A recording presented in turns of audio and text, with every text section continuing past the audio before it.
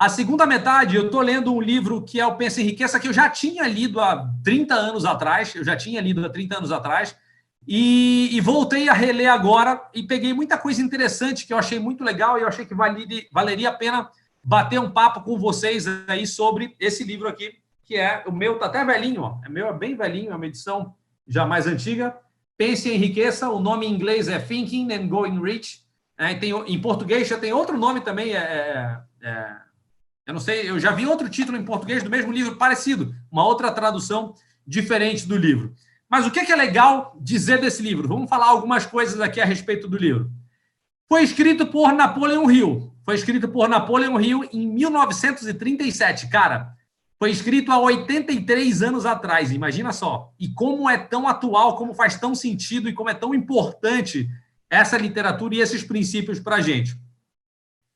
Ele foi escrito a pedido do Andrew Carnegie. Andrew Carnegie, que já era um cara milionário, e ele descobriu o segredo do sucesso, ele conheceu esse jovem chamado Napoleon Hill, ficou impressionado com a capacidade de se relacionar que esse jovem tinha, e convidou o Napoleon Hill, falou, você está disposto? Eu descobri o segredo do sucesso, e eu não queria guardar esse segredo do sucesso só para mim.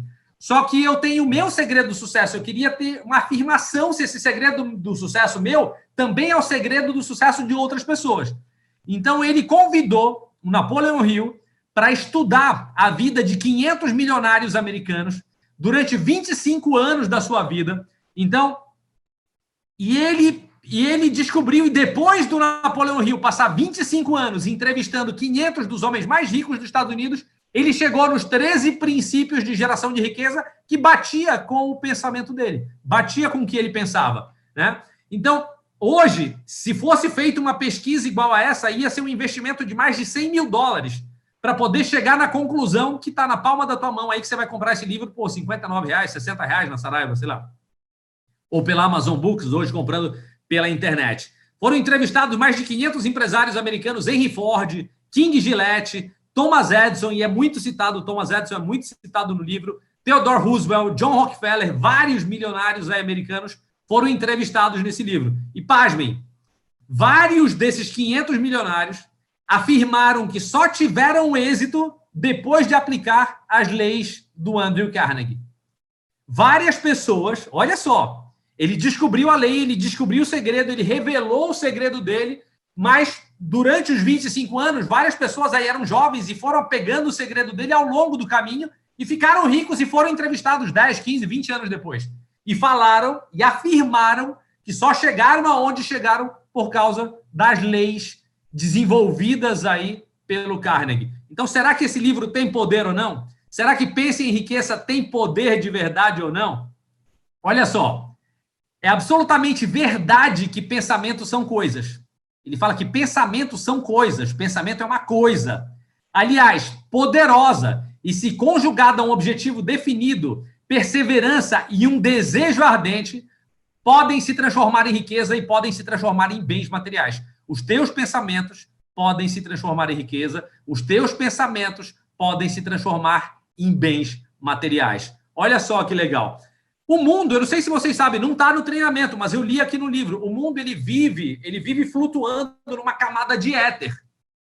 E essa camada, e o éter, ele é um autocondutor, né? O cara que inventou o rádio, que também fala aqui no livro, ele quando inventou o rádio, que ele disse que o som, que a voz poderia se propagar sem nenhum fio, sem nada conectado, que ele descobriu as ondas de rádio, ele foi preso, ele foi internado como louco.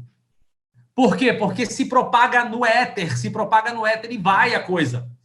E ele diz o seguinte, que o teu pensamento, quando você quer muito uma coisa, quando você tem um desejo ardente, que você verbaliza isso daí, isso tá no éter. E você canaliza, parece que os astros conspiram para que as coisas aconteçam para você.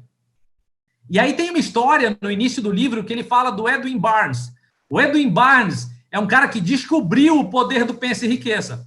E essa descoberta dele não aconteceu por um acaso, ela veio aos poucos. Começando como? Com um desejo ardente de ser sócio do Thomas Edison. O cara conheceu o Thomas Edison, começou a ver as invenções que o Thomas Edison fazia, ficou apaixonado pelo Thomas Edison, falou, meu irmão, quero ser sócio desse cara. Eu quero ser sócio desse cara, quero ser sócio desse cara, quero ser sócio desse cara, e teve um desejo ardente de se tornar sócio do Thomas Edison. E aí eu vou botar alguns exemplos meus.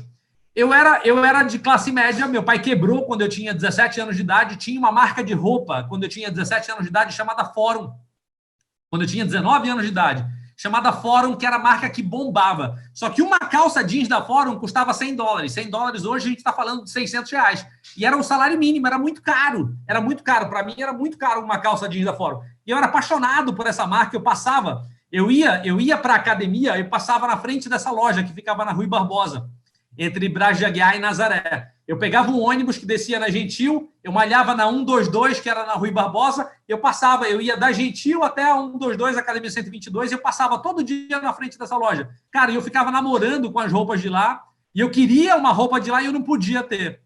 E aí eu descobri que um cara que era vendedor de lá ia sair, que ele ia trabalhar na fazenda do pai e que ia aparecer uma vaga para vendedor. Cara, durante uma semana... eu fui na loja, eu bati na porta, ninguém me apresentou, eu não conhecia ninguém. Eu falei, cara, eu gosto muito dessa roupa, eu tenho habilidade de comunicação, eu quero trabalhar aqui, eu quero usar essa roupa, eu sou fã dessa marca, eu quero trabalhar aqui. E o cara nem me conhecia, o cara que era dono da loja. Hoje é meu amigo, mora no prédio que eu moro, é meu vizinho aqui. Olha só, Marcelo Serruia. E eu enchi o saco tanto desse cara, eu queria tanto uma calça da Fora, eu queria tanto trabalhar lá, que eu consegui um emprego e trabalhei 4 anos, e foram 4 anos muito bacanas da minha vida. Mas eu tive o quê? Um desejo ardente. Eu tive outros exemplos também. Eu sempre quis, quando eu trabalhei na Fórum, que eu desisti de ser engenheiro, eu sempre quis ser dono de uma loja do shopping. Só que eu não tinha dinheiro para montar uma loja. E eu consegui depois um grande emprego numa grande distribuidora de autopeças chamada Sama. Essa empresa tinha 17 filiais pelo Brasil. Eu era gerente da filial daqui de Belém, que era responsável pelo Pará, Maranhão, Amapá, Amazonas e Roraima. E eu sempre, todo final de ano, eles tinham uma avaliação de desempenho. E nessa avaliação de desempenho, a gente escrevia o que a gente queria, eles davam uma nota para a gente, olha, a gente acha que o seu trabalho foi nota 10, ou foi nota 9, ou foi nota 8, por isso, e a gente tinha que comentar a avaliação de desempenho que eles davam.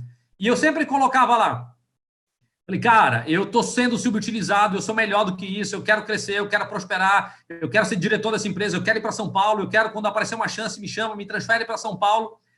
Mas eu não gostava do produto que eu vendia. Eu adorava o trabalho que eu fazia, eu adorava a empresa, eu adorava gerir pessoas, eu adorava motivar pessoas, eu adorava definir metas, objetivos, eu adorava visitar os clientes, mas a gente vendia peça de carro. Ninguém compra uma pastilha de freio, uma embreagem. Nossa, comprei uma embreagem para o meu carro top. O cara compra puto porque quebrou. Né? Comprar peça de carro, o cara compra chateado. Então eu não gostava, eu não me identificava com o produto que eu vendia. Então eu vivia um conflito que eu gostava da empresa, eu gostava do salário, gostava dos benefícios, mas eu não me identificava muito com o produto que eu vendia. Então eu ficava falando, meu Deus, eu quero uma oportunidade, eu quero ser dono de uma loja no shopping, eu quero ser dono de uma loja no shopping. Em paralelo, eu ficava falando, eu quero ser transferido para São Paulo, eu quero crescer na empresa, eu quero ser diretor da empresa, eu quero crescer na empresa. Cara, as duas coisas aconteceram no mesmo mês e no mesmo ano. Eu montei o Armazém Belém e a empresa me transferiu para São Paulo. A empresa falou, Marcos, a gente sabe que você montou o Armazém Belém em sociedade com os amigos aí, com o Jupiara e com o Hamilton. Você não está focado na empresa com o trabalho que você já fez com a gente durante 10 anos. A gente sabe que você tem potencial para mais. A gente sabe que o teu sonho sempre foi vir para São Paulo, foi para crescer dentro da empresa. A gente tem uma vaga, o gerente daqui de São Paulo foi demitido. Se você quiser, a vaga daqui, você está demitido. A gente está te anunciando que você está demitido da filial Belém para cuidar do seu restaurante, como você disse mesmo que queria, mas a gente não quer te perder. Se você quiser, a vaga de gerente aqui na filial de São Paulo é sua.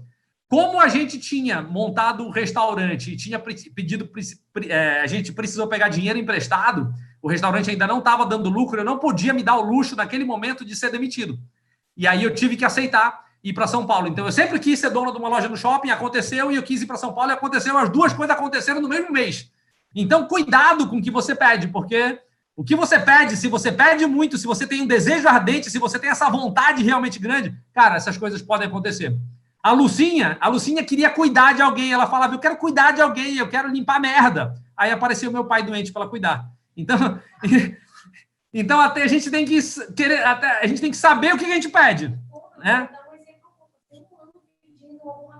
Eu vou te dar outro exemplo da Lucinha também. Olha só, a Lucinha está aqui, depois ela pode, na live que ela fizer para vocês, aí no treinamento que ela fizer para vocês, ela pode me corrigir.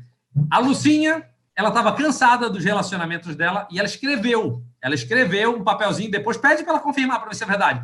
Cara, Deus, me apresente um cara bacana, um cara que seja sócio da Assembleia, um cara que eu não vou ter que dividir conta com um cara assim, assim, assado. Ela pedia, toda noite ela ia dormir, ela pedia isso daí. E apareceu eu, olha só, o poder do pensamento. É verdade, é verdade. Lucinha, eu sei que você não está arrumada, você não quer aparecer arrumada. Confirma aí, só diz, é ou não é? Não. Não decidi. Tá. Você já teve um desejo ardente? E aí eu te pergunto aqui. Cara, olha só. O Edwin Barnes, ele não conhecia o Thomas Edison. O cara não conhecia o Thomas Edison. Ele não tinha dinheiro para ir até a cidade que o Thomas Edison morava, que era em New Jersey. Ele viajou como maleta num trem de carga, porque ele não tinha dinheiro para ir até lá. Ele entrou como maleta no depósito, como se fosse uma maleta ali, foi o preço que era para despachar uma maleta. Ele foi como uma maleta no trem de carga. Ele conseguiu marcar uma reunião, se apresentou e chegou para o Thomas Edison dizendo, eu vim aqui e eu quero ser... Olha, eu vim aqui, conseguiu uma reunião, se apresentou e disse, eu vim aqui porque eu quero fazer negócios com o senhor Thomas Edison. A determinação dele foi tão grande, só que ele estava mal vestido, sujo, porque ele era pobre. Né? A determinação dele foi tão grande que o Thomas Edison ficou com pena do cara e falou, não, eu vou dar um emprego para esse cara. E deu um emprego para ele. Um emprego com salário baixo. Deu um emprego para ele com salário baixo, um emprego inexpressivo, nada demais. E aí, o que aconteceu depois? Olha só. A oportunidade, ela vem disfarçada. E, às vezes, pela porta dos fundos e com cara de derrota. Talvez isso é que tantas pessoas desconhecem que estejam prontos para agarrá-la. Lembra do filme? Quem regula a minha idade, aí, quem tem entre 40 e 50 anos de idade, talvez lembre de um filme chamado Karate Kid. O moleque queria aprender karatê e pediu lá para o senhor Miyagi lá para ensinar ele o karatê. E o senhor Miyagi botou ele para lavar carro. E lavar carro fazendo movimentos assim. Ele poderia ter desistido ali naquele momento, onde ele pensou em desistir. Chegou uma hora que ele quis jogar tudo para cima. E aí, quando ele foi desistir, o senhor Miyagi foi dar uns golpes nele e ele começou a usar os movimentos que ele usava na lavagem de carro lá. Então, às vezes, a oportunidade ela vem disfarçada. Né? Mas o que o cara fez? Ele desistiu por causa disso daí? Ele desistiu do sonho dele? Não, ele não desistiu do sonho dele. Ele continuou aí. E quando ele continuou, o que aconteceu? Thomas Edison tinha acabado de inventar a máquina de digitar. Ele inventou uma máquina de digitar.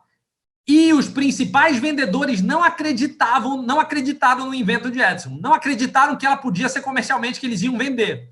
O Edwin Barnes acreditou que poderia vender. E ele falou, cara, essa é a minha chance. Ninguém está acreditando aqui que vai conseguir vender. Ele falou, me dá que eu vou vender, eu vou provar que isso daí é legal e eu vou conseguir vender. E nem era. Mas ele acreditou tanto, ele queria tanto ser sócio do Thomas Edison, que ele, meu irmão, ele fez o melhor dele e ele conseguiu prosperar. E vendeu, teve tanto sucesso que ele ganhou o direito de distribuição dessas máquinas pelos Estados Unidos inteiro. E depois disso, ele virou um dos maiores parceiros do Thomas Edison. E aí nasceu um slogan que é muito conhecido nos Estados Unidos, que é feito por Edison e distribuído por Barnes. Todas as outras invenções do Thomas Edison, quem distribuía era esse cara. Então, olha só, o cara não tinha dinheiro, o cara morava em outra cidade, não conhecia o Thomas Edison, mas o cara tinha o quê? Um desejo ardente. Uma vontade imensurável, né, de chegar aonde chegou. Ele tinha uma espécie de declaração. Deixa eu ler essa declaração. Ele sem saber, né, o Thomas, a gente vai falar da declaração que o Thomas Edison pede para todo mundo fazer aqui, que o Napoleão Hill pede para todo mundo fazer aqui. Ele, sem saber disso, ele tinha uma declaração. Ele tinha uma espécie de declaração. Ele falava para ele mesmo, eu vou começar de onde eu puder, eu vou fazer qualquer coisa que o Thomas Edison peça para eu fazer, mas mesmo que demore a minha vida inteira, eu vou ser sócio desse cara. Ele falava isso para ele acreditava nisso, ele verbalizava isso daí. E o cara conseguiu. E é impressionante como quando a gente quer muito uma coisa, cara, para pensar um minuto, pensa se você é casado, pensa como foi que você fez para conquistar a tua esposa, que você tinha aquele desejo ardente. Se você é mulher, como você fez para conquistar teu marido? Se você não está casado, pensa numa namorada que você quis muito, que você queria muito, que você foi muito apaixonado. Esse desejo ardente, o que você fez para conquistar aquilo ali? E quando a gente quer muito uma coisa, parece que o mundo conspira, né? Esse éter aí, ele começa a se mover e parece que as coisas começam a ser atraídas e o mundo conspira para que você realmente consiga conquistar tudo isso que você está afim.